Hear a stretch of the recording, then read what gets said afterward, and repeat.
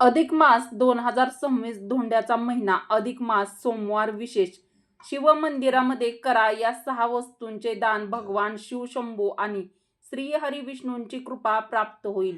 अक्षय पुण्यफळ मिळून घरात सुख शांती आणि समृद्धी नांदेल.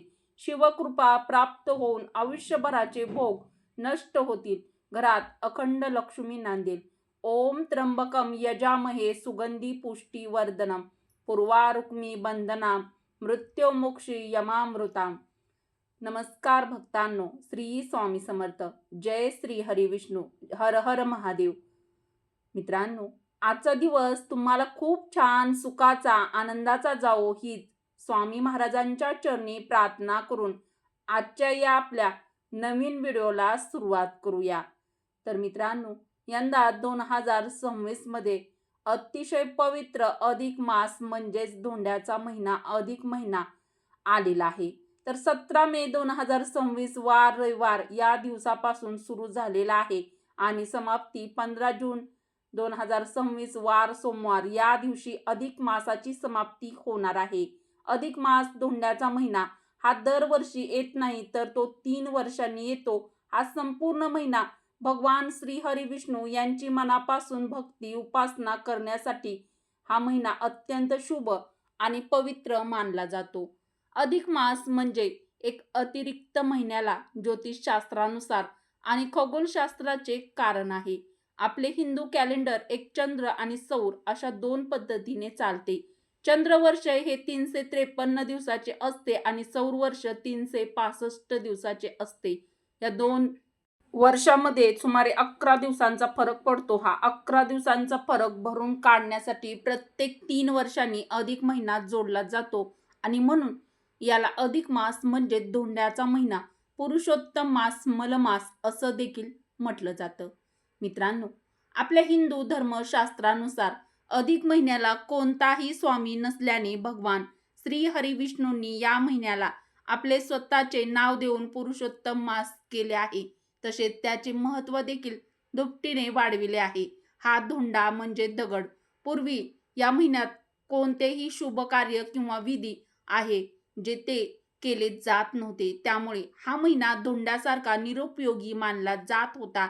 या महिन्यात दान करणे हे अत्यंत शुभ आणि पुण्याचं मानलं जातं. मित्रांनो, अत्यंत पवित्र आणि पुण्यदायी असा अधिक मास सुरू झालेला आहे आणि या अधिक मासातील उद्या पहिलाच सोमवार आहे, तर उद्या आलेला आहे. तर मित्रांनो, अधिक मास म्हणजे साधा महिना नाही. हा महिना भगवान श्री हरिविष्णूंना समर्पित मानला जातो. पण या महिन्यामध्ये भगवान शिवशंभूची उपासना आणि सोमवारचे व्रत यालाही अत्यंत विशेष महत्त्व सांगितले गेले आहे. असं म्हणतात की या महिन्यामध्ये केलेले जप, तप, दान, पूजा, सेवा आणि व्रत याचं फळ अनेक पटीने वाढून मिळतं.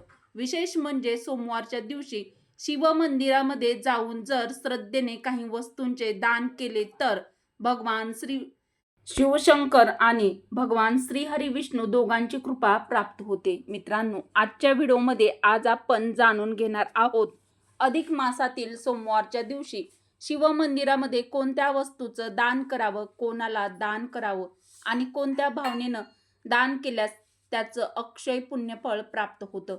म्हणून हा व्हिडिओ शेवटपर्यंत नक्की बघा आणि आपल्या मराठी रोहिणी किचन चॅनलला अजून सबस्क्राईब केलं नसेल तर सबस्क्राईब जरूर करा आणि कमेंट बॉक्समध्ये ओम नमः शिवाय किंवा जय श्री हरिविष्णू नक्की टाईप करा. तर मित्रांनो, चला आपल्या व्हिडिओला सुरुवात करूया. मित्रांनो, आपल्या हिंदू धर्मामध्ये अधिक मासाला अत्यंत शुभ आणि पुण्यदायी काळ मानलं जातं. या महिन्यामध्ये दानाचं विशेष असं महत्त्व सांगितलेलं आहे. असं मानलं जातं की या काळात केलेलं दान कधीही व्यर्थ जात नाही. त्याचं अक्षय पुण्यफळ आपल्याला मिळतं. घरातील अडचणी दूर होतात, पैशाच्या समस्या कमी होतात, मानसिक शांती मिळते आणि भगवान श्री हरिविष्णू आणि महादेवांची कृपा आपल्या कुटुंबावर कायम राहते. मित्रांनो, दान करताना एक गोष्ट नेहमी लक्षात ठेवा. दान हे दिखाव्यासाठी करू नका. दान करताना मनामध्ये अहंकार, स्वार्थ किंवा अपेक्षा ठेवू नका. अगदी निर्मळ मनाने, सेवाभावाने आणि श्रद्धेने केलेलं दानच खऱ्या अर्थाने पुण्य देतं. चला मित्रांनो, आता जाणून घेऊया अधिक मासातील या सोमवारच्या दिवशी शिव मंदिरामध्ये कोणत्या वस्तूचं दान करावं. काळे तीळ आणि जलदान. मित्रांनो, अधिक मासातील सोमवारच्या दिवशी शिव मंदिरामध्ये जाऊन भगवान शिवशंभूंना जल अर्पण करावं आणि त्यामध्ये थोडेसे काळे तीळ टाकून त्याने अभिषेक करावा. काळ्या तिळाचं दान अत्यंत शुभ मानलं जातं. त्यामुळे पितृदोष शांत होतो, शनी दोषाचा प्रभाव कमी होतो आणि जीवनातील नकारात्मकता दूर होते. जर तुमच्या जीवनामध्ये सतत अडचणी येत असतील, कामामध्ये अडथळे येत असतील, तर हा उपाय अत्यंत प्रभावी मानला जातो. मित्रांनो, कुठल्याही गरजू व्यक्तीला शुद्ध पाण्याचं दान केल्याने देखील मोठं पुण्यफळ मिळतं. जलदानामुळे सकारात्मक ऊर्जा वाढते आणि मन शांत राहतं. दुसरं जे दान आहे तर ते आहे अन्नदान किंवा धान्यदान. मित्रांनो, आपल्या हिंदू धर्मामध्ये अन्नदानाला सर्वश्रेष्ठ दान मानलं जातं. कारण जेव्हा एखाद्या भुकेल्या व्यक्तीची भूक भागते, तेव्हा त्या व्यक्तीच्या मनातून निघणारा आशीर्वाद थेट देवापर्यंत पोहोचतो असं मानलं जातं. अधिक मासातील सोमवारच्या दिवशी तुम्ही तांदूळ, गहू, डाळ, साखर, ज्वारी किंवा कोणत्याही प्रकारचं धान्य गरजूंना किंवा गरीब व्यक्तींना दान करू शकता. जर शक्य असेल तर शिवमंदिराजवळ गरीब व्यक्तींना अन्नदान जरूर करा. असं म्हणतात की अन्नदान केल्याने घरामध्ये अन्नधान्याची कधीच कमतरता भासत नाही. माता अन्नपूर्णा आणि माता लक्ष्मीची कृपा कायम राहते. तिसरं जे दान आहे ते आहे गाईच्या दुधाचे दान. मित्रांनो, भगवान शिवांना गाईचं कच्चं दूध अत्यंत प्रिय मानलं जातं. अधिक मासातील सोमवारच्या दिवशी शिवलिंगावर गाईच्या कच्च्या दुधाचा अभिषेक केल्याने मनाला शांती मिळते, घरातील कलह कमी होतात आणि मानसिक तणाव दूर होतो. जर तुम्ही एखाद्या गरीब कुटुंबाला दूध दान केलं तर त्याने चंद्रग्रह मजबूत होतं असं मानलं जातं. चंद्राचा संबंध आपल्या मनाशी असतो, म्हणून मन शांत राहतं, नातेसंबंध सुधारतात आणि आई वडिलांचे आशीर्वाद कायम राहतात. 4. तुपाचे दान. मित्रांनो, शुद्ध देशी तूप भगवान शिवशंभूंना अर्पण करणं अत्यंत शुभ मानलं जातं. अधिक मासातील सोमवारच्या दिवशी शिव मंदिरामध्ये तुपाचं दान केल्याने घरातील दरिद्रता कमी होते, आर्थिक संकट दूर होतात, जीवनामध्ये स्थैर्य येतं. जर तुमच्या घरामध्ये सतत पैशाची अडचण असेल, कष्ट करूनही पैसा टिकत नसेल, तर हा उपाय अत्यंत लाभदायक मानला जातो. मित्रांनो, शिवलिंगासमोर तुपाचा दिवा लावल्याने देखील महादेव अत्यंत प्रसन्न होतात. तर या अधिक मासामध्ये हे नक्की करा. 5. पांढरे वस्त्र दान किंवा वस्त्रदान. मित्रांनो, अधिक मासातील सोमवारच्या दिवशी गरजू व्यक्तींना वस्त्रदान करणं अत्यंत पुण्यदायी मानलं जातं.